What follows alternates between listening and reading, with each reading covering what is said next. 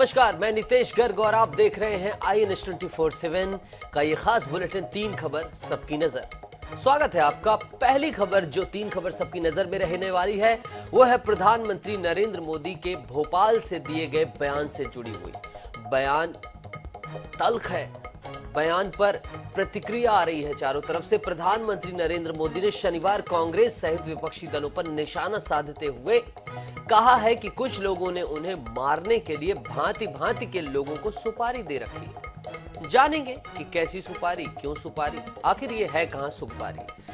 अब हम देखेंगे दूसरी खबर तीन खबर सबकी नजर में, खबर मध्य प्रदेश की, जहां कांग्रेस इस बार बीजेपी के हिंदुत्व कार्ड का मुकाबला उसी की रणनीति के हिसाब से करने की तैयारी कर रही है। भोपाल कांग्रेस कार्यालय में धर्म संवाद का कार्यक्रम रखा गया है। तीसरी खबर जो हमारी होगी वो खबर छत्तीसगढ़ से होगी। छत्तीसगढ़ में होने वाले विधानसभा चुनाव में जोगी परिवार चुनाव से दूर रह सकता है। जी हां, पूर्व मुख्यमंत्री छत्तीसगढ़ के उनका परिवार अब राजनीति से दूर होने के संकेत दे रहा है। इसका संकेत खुद अमित जोगी ने दिया है ट्वीट के माध्यम से। देखेंगे, विमर्श करेंगे विस्तार से। बहरहाल पहली खबर का रुख करते हैं पीएम के लिए सुपारी। प्रधानमंत्री नरेंद्र मोदी ने शनिवार को भोपाल में विपक्षी दलों पर निशाना साधा। मोदी ने कहा कि कुछ लोगों ने मुझे मारने के लिए सुपारी दे रखी है। हमारे देश में कुछ लोग हैं जो 2014 के बाद से ही यह ठान बैठे हैं। उन्होंने संकल्प घोषित किया है कि हम मोदी की छवि को धूमिल करके ही रहेंगे। मोदी ने आगे कहा कि छवि खराब करने के लिए इन लोगों ने भांति भांति के लोगों को सुपारी दे रखी है। इनका साथ देने के लिए कुछ देश के भीतर हैं तो कुछ देश के बाहर भी काम कर रहे हैं।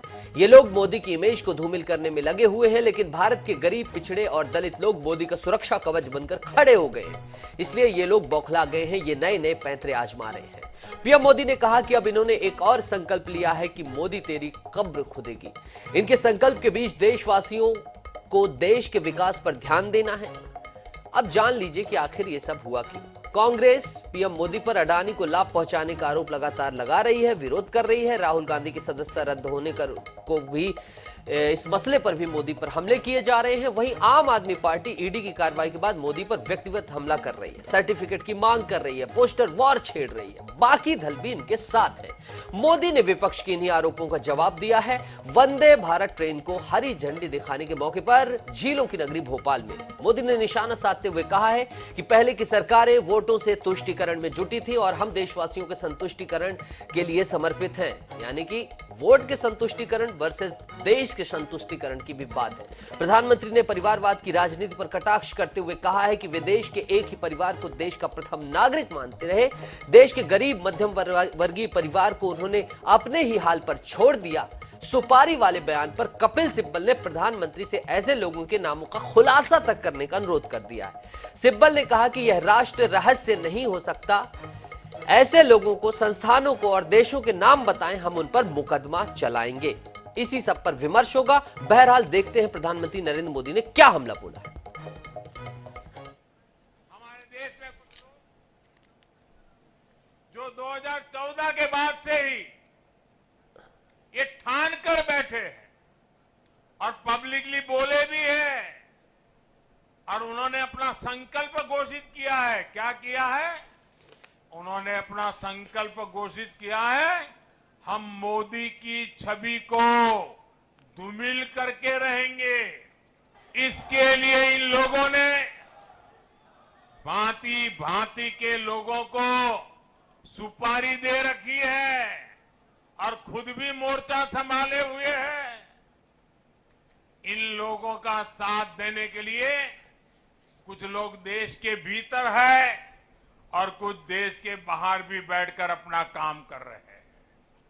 ये लोग लगातार कोशिश करते रहे हैं कि किसी तरह मोदी की इमेज को धूमिल कर दें, लेकिन आज भारत के गरीब, भारत का मध्यम वर्ग, भारत के आदिवासी, भारत के दलित, पिछड़े, हर भारतीय आज मोदी का सुरक्षा कवच बना हुआ है। हमारे देश में कुछ लोग हैं। तो सुना आपने प्रधानमंत्री नरेंद्र मोदी की वही ये बात है, ये भाषण का अंश है जिसमें उन्होंने विपक्ष के पर तीखा हमला बोला है। हमारे साथ इस मसले पर विमर्श के लिए दो खास मेहमान मौजूद हैं। प्रेम कुमार जी वरिष्ठ पत्रकार हमारे साथ जुड़ गए हैं और इसके साथ ही अभिमन्यु त्यागी प्रवक्ता कांग्रेस। आप दोनों मेहमानों का बहुत बहुत स्वागत है सर आई न्यूज़ 24/7 में। मैं अभिमन्यु जी के पास जाऊं इससे पहले प्रेम कुमार जी के पास आना चाहूंगा। वरिष्ठ पत्रकार के तौर पर आप हैं सर, आप इस प्रधानमंत्री नरेंद्र मोदी की इस टिप्पणी को किस हिसाब से देखते हैं, किस लिहाज से देखते हैं? क्योंकि इस समय विपक्ष ने सीधे तौर पर कोई ऐसी बात नहीं कही है जो प्रधानमंत्री को लेकर इससे पहले ऐसी टिप्पणियां की जाती हैं। इस संदर्भ को किस तरह से आप देख रहे हैं? देखिए, नरेंद्र मोदी जी ने जो अपने भाषण में कहा, बिना नाम लिए हुए, वो राहुल गांधी के लिए ही कह रहे थे। राहुल गांधी ने बहुत पहले ये कहा था कि नरेंद्र मोदी जी की जो इमेज बनी हुई है, ये इमेज को उनका कहने का मतलब एक्सपोज करना था कि इस इमेज को एक्सपोज किए बगैर राजनीतिक मुकाबला संभव नहीं है। ये बात उन्होंने कही थी।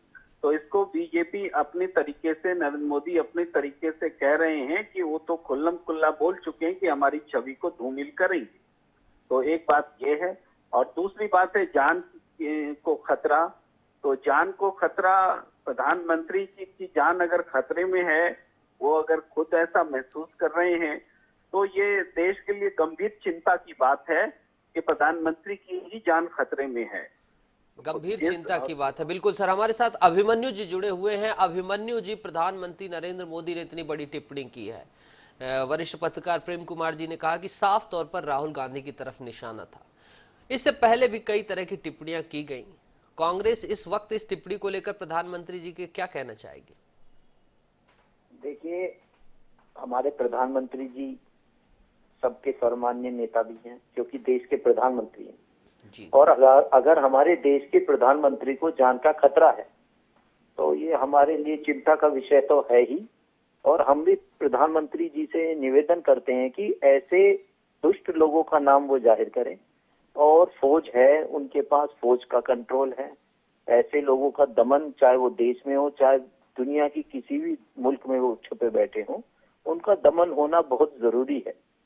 ये तो बात हो गई अगर सचमुच में खतरा है तो।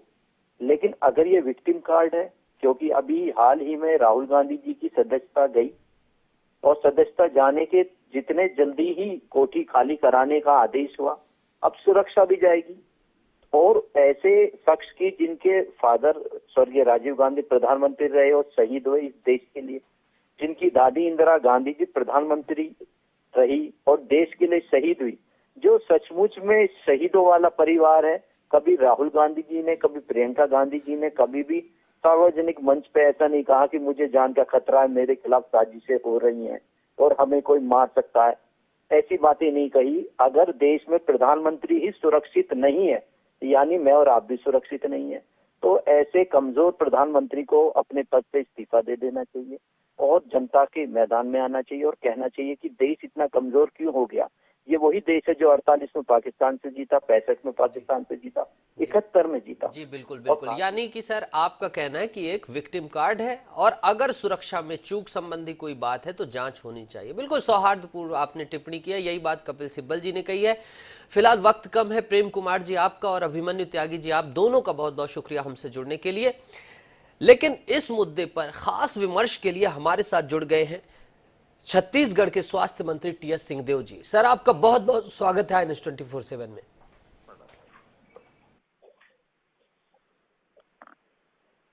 हेलो, बहुत बहुत स्वागत है न्यूज़ 24/7 में सर। जी प्रणाम। सर प्रधानमंत्री नरेंद्र मोदी ने भोपाल में बड़ी टिप्पणी की। उन्होंने विपक्षी दलों पर निशाना साधते हुए कहा कि मेरे खिलाफ साजिश का माहौल बनाया जा रहा है, मोदी तेरी कब्र खुदेगी, इस तरह की भी बात कही उन्होंने कि इस तरह की मंशा से, मेरी छवि धूमिल करने की मंशा से।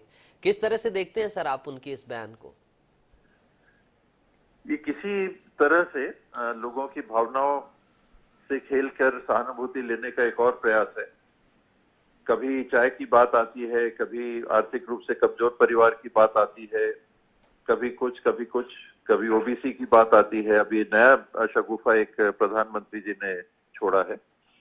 मुझे तो आश्चर्य भी हुआ सुन के ये बात, और बहुत हल्कापन इसमें लगा कि देश के प्रधानमंत्री को एक एक वाकया की जानकारी होगी। जब वो स्वयं कह रहे हैं कि किसी ने सुपारी दी है तो उनको मालूम है, तो अगर उनको मालूम है तो पूरा उनको एक्शन उसका लेना चाहिए, पूरा पर्दाफाश करना चाहिए, बेनकाब करना चाहिए ऐसे व्यक्तियों को, ऐसे समूह को जिसने भी इस प्रकार से षड्यंत्र किया कर रखा है। देश के संवैधानिक चुने हुए प्रतिनिधियों के सर्वोच्च पद पे जो आसीन है, उनके संदर्भ में ऐसी बातें आए और वो केवल एक बयान देके निकल जाएं, मुझे लगता है कि ये बहुत हल्का प्रयास है लोगों की सब भावनाओं को बटोरने का। सर, आपको नहीं लगता कि प्रधानमंत्री नरेंद्र मोदी ने खास तौर पर बोला है कि गरीब, मध्यम, आदिवासी, दलित, पिछड़ा वर्ग मध्य प्रदेश में है, वो 2023 का चुनाव है, 21% के लगभग आदिवासी मतदाता हैं, 50% लगभग ओबीसी मतदाता हैं मध्य प्रदेश में। इस बयान के कुछ सियासी मायने भी हो सकते हैं राजा साहब?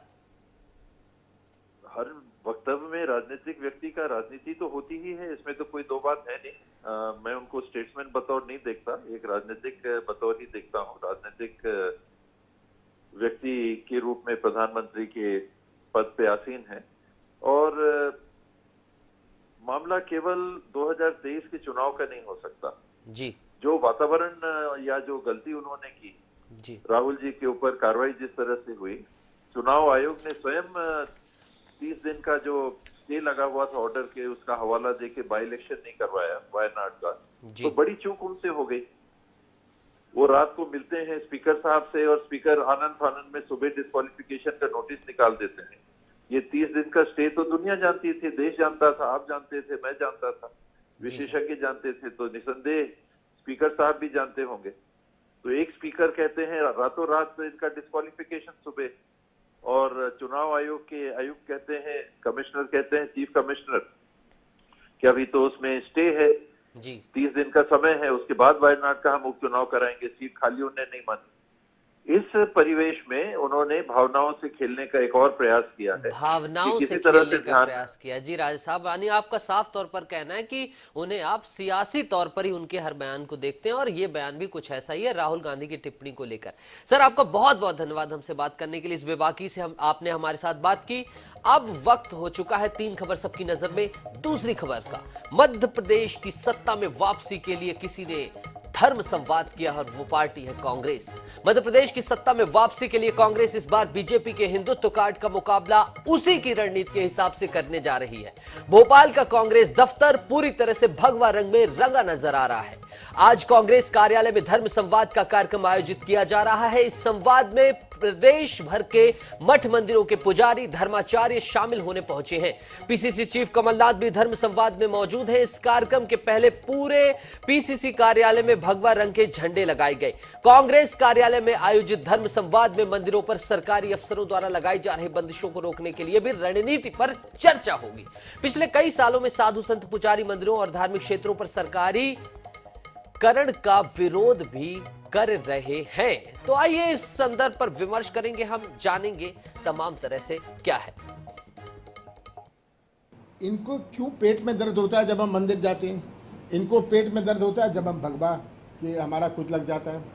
इनकी ठेका या सोल सेलिंग एजेंसी तो नहीं है। सर, आज भगवा में दिख रहा है, लेकिन कांग्रेस कार्यालय पूरा भगवा में अच्छा लग रहा है। नहीं, क्यों नहीं अच्छा है। हाँ। आप छिंदवाड़ा आइएगा हनुमान जयंती को। तो सुना आपने, पूर्व मुख्यमंत्री मध्य प्रदेश के कमलनाथ और पीसीसी चीफ ने तल्ख टिप्पणी की है कि आइए छिंदवाड़ा आकर देखिए। आइए हम सीधा रुख करते हैं झीलों की राजधानी भोपाल का, झीलों की नगरी के नाम से मशहूर भोपाल का। हमारे सहयोगी दिनेश शुक्ल हमारे साथ जुड़ गए हैं। दिनेश, कैसा कुछ चल रहा है कांग्रेस के इस विमर्श अधिवेशन में? पंडित, पुजारी, मठाधीश सब पहुंच गए हैं, क्या कुछ है अपडेट बताएं।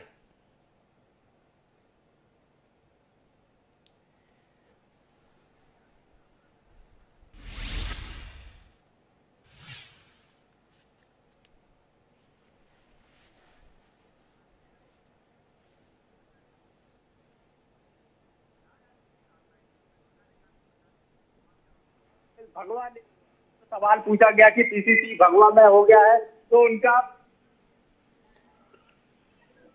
तो उनका साफ तौर पर ये कहना था कि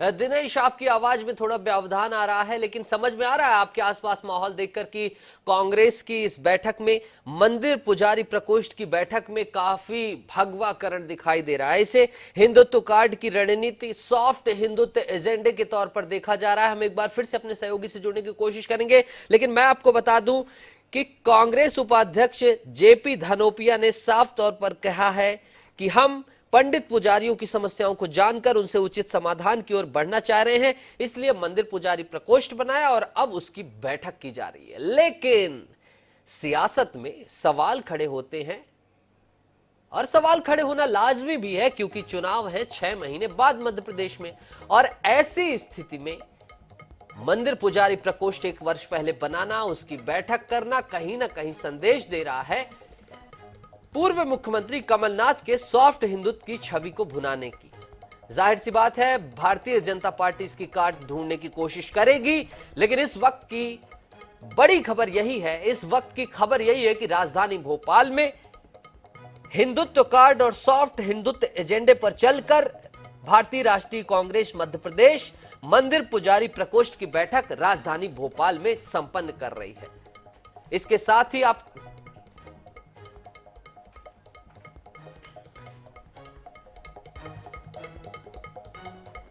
धर्म संवाद चल रहा है राजधानी भोपाल में।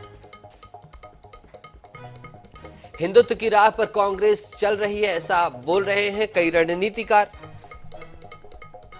अगर बात करें मंदिर पुजारी प्रकोष्ठ की, इस वक्त पीसी शर्मा कांग्रेस के विधायक कुछ कह रहे हैं भोपाल में, आई सुनते हैं। काम और मंत्री मुख्यमंत्री रहते हुए भोपाल में मिंटो हॉल के अंदर जो हमारे महंत है आदरणीय मेहता जी, उनसे यहाँ पर सुंदरकांड और हनुमान चालीसा आपने कराई, और जब कोविड काल आया तो अपने निवास पे हनुमान चालीसा करके लोग बच सके, लोगों की जान बच सके, वो धार्मिक काम किया। और सबसे बड़ा मंदिर, सबसे बड़ी मूर्ति अगर कहीं है तो छिंदवाड़ा में के अंदर है 106 फीट की हनुमान जी की, जो आदरणीय कमलनाथ जी ने बनाई, वो आज एक तीर्थ बन गया है। एक बार जोर से ताली हो जाइए कमलनाथ जी के लिए और आशीर्वाद दीजिए हाथ उठा के कि वो अगले 2023 में मुख्यमंत्री, हाथ उठा के आशीर्वाद दीजिए। जय जय कमलनाथ, धन्यवाद। जय। अब इंतजार की घड़ी हमारी समाज, हम सुनेंगे सद्य कमलनाथ जी को। हमारे विधायक पीसी शर्मा जी, चंद्र प्रकाश शेखर जी, राजीव सिंह जी, धनोपिया जी, हमारे प्रकोष्ठ के अध्यक्ष शिव नारायण जी, मंडलेश्वर सोनू के महाराज जी, महंत मदन दास वैष्णव जी, नीलेश चंद जी, महंत राहुल नाथ जी, महंत संतोष जी मिश्रा, महंत जगदीश दास जी, महंत मुकेश जी, सभी यहाँ उपस्थित पुजारीगण, पुजारी प्रकोष्ठ के सदस्यगण, बहुत खुशी हुई आप सबके बीच में आकर। और मुझे अभी जैसे मैं आया, पत्रकारों ने पूछा कि ये भगवा जो बैनर लगे हैं, भगवा भाव लगा है, ये क्यों लगा है? मैंने कहा भगवा का ठेका क्या बीजेपी ने लिया हुआ है? जय कमलनाथ। भारतीय जनता पार्टी को दर्द होता है, पेट में दर्द होता है जब हम कभी मंदिर जाते हैं, जब हम किसी पूजा में बैठते हैं। क्या उन्होंने हिंदू धर्म का ठेका लिया हुआ है? हम सब हिंदू धर्म के, मैं हिंदू धर्म का हूं, मैं गर्व से कहता हूं मैं हिंदू हूं, पर बेवकूफ नहीं हूं, ये बात है। आज सबसे बड़ी शक्ति भारत की कौन सी शक्ति है? हम आर्थिक शक्ति नहीं है, हम मिलिट्री शक्ति नहीं है। विश्व में सबसे बड़ी शक्ति भारत की आध्यात्मिक शक्ति है, ये हमें याद रखना है। पर इस आध्यात्मिक शक्ति को समाज के मूल्यों से हम जोड़ें।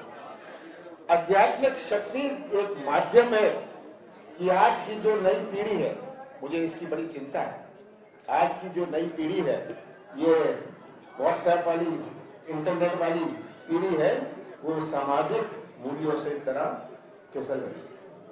ये आप सबके ऊपर है, आप सबके ऊपर है कि आप अपने आध्यात्मिक कार्यों में से समाज में हमारे मूल्य सुरक्षित रहें। भारत की नींव हमारे सामाजिक मूल्यों से जुड़ी हुई है। भारत की पहचान क्या है? पूरा विश्व जब भारत की ओर देखता है, इतने धर्म, इतनी जातियां, कोई ऐसा देश विश्व में है? इतनी भाषाएं, इतने त्योहार, इतने देवी देवता है, ऐसा कोई देश विश्व में नहीं है। और अगर हम एक हैं, हम एक झंडे के नीचे खड़े हैं, इसलिए है कि ये हमारी संस्कृति है, जोड़ने की संस्कृति है। आपके गांव में भी विभिन्न जातियों के लोग हैं, आपके गांव में भी विभिन्न धर्म के लोग हैं, पर हमारी संस्कृति जोड़ने की संस्कृति है। हम दिल जोड़ते हैं, संबंध जोड़ते हैं, रिश्ता जोड़ते हैं। ये भारत की संस्कृति है और इस संस्कृति के रक्षक आप हैं। आप हैं इस संस्कृति के रक्षक। भारतीय जनता पार्टी और हम में अंतर क्या है? हमारी भी धार्मिक भावना है, पर हम धर्म को राजनीतिक मंच पर नहीं लाते। हम धर्म के आधार पर राजनीति नहीं करना चाहते। हम सब चाहते हैं राम मंदिर बने, पर राम मंदिर को आप एक चुनावी बिंदु बनाओ, ये हम नहीं चाहते। तो आप सुन रहे थे मध्य प्रदेश के पूर्व मुख्यमंत्री कमलनाथ को। कमलनाथ ने साफ तौर पर कहा है कि धार्मिक लोगों की जिम्मेदारी होती है कि देश अच्छे से चले, सभी मिलकर रहें, सद्भाव से रहें। बहरहाल इस पर और अपडेट निकलकर सामने आएंगी। भारतीय जनता पार्टी की प्रतिक्रिया भी देखेंगे, लेकिन अब